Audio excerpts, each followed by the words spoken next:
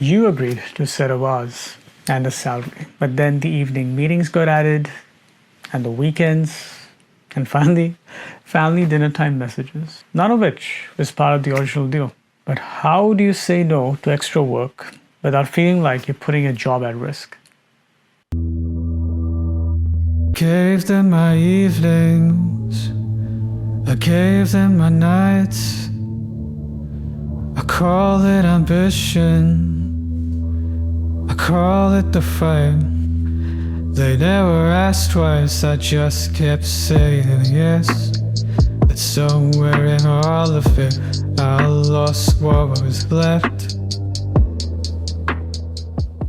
I know this because I lived it.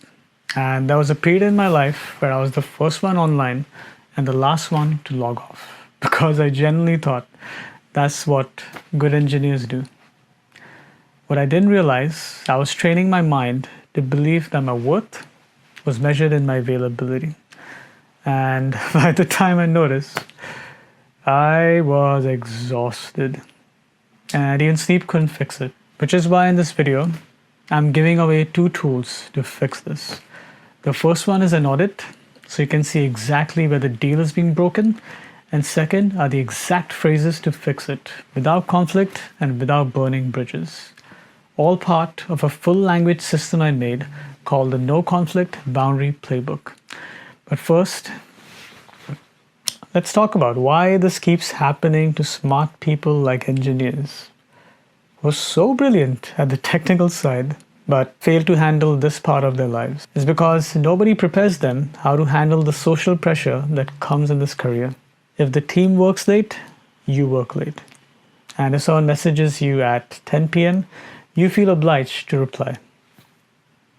All of this happens gradually when you agree to work one late evening and your coworkers assume that you're okay working outside hours, saying, "I'm done for the day," or "it's outside work hours," feels unprofessional. The situation is perfectly captured in the lyrics in the song Working for the Knife by Mitski. I always knew the world moves on.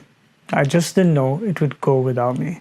I start the day high and it ends so low because I'm working for the knife. So how do you stop working for the knife before it becomes your normal? You run an audit with 3 questions. The first one, what did you actually agree to? For this, go back to your job description and write down your original scope. After that answer, what are you actually doing? Record every task, every request, and every favor that lands outside that scope.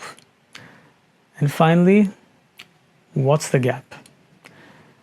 Put this in a separate list to see and compare where your contract is being broken. But don't get me wrong, doing this audit is not going to fix anything, but you can finally start being aware of this.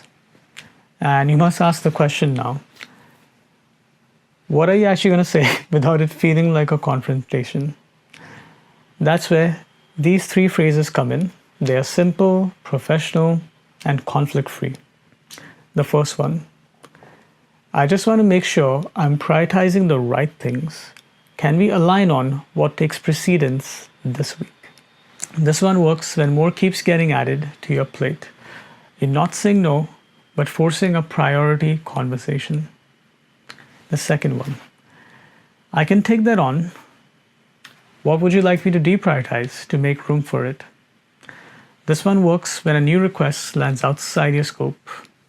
You're not refusing, but making the trade-off visible. And lastly, I'm going to finish up for today and pick this up tomorrow morning.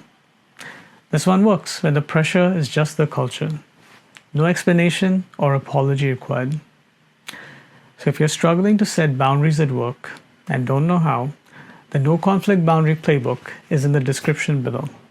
It's got strategies pulled from the best books on influence, persuasion, and negotiation, including the software legend Uncle Bob, who wrote the Clean Coder series.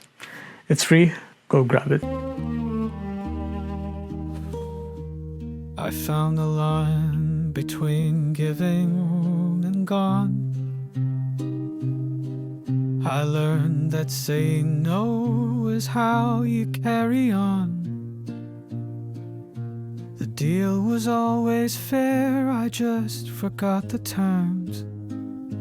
Protect your time, that's the first thing a boundary earns.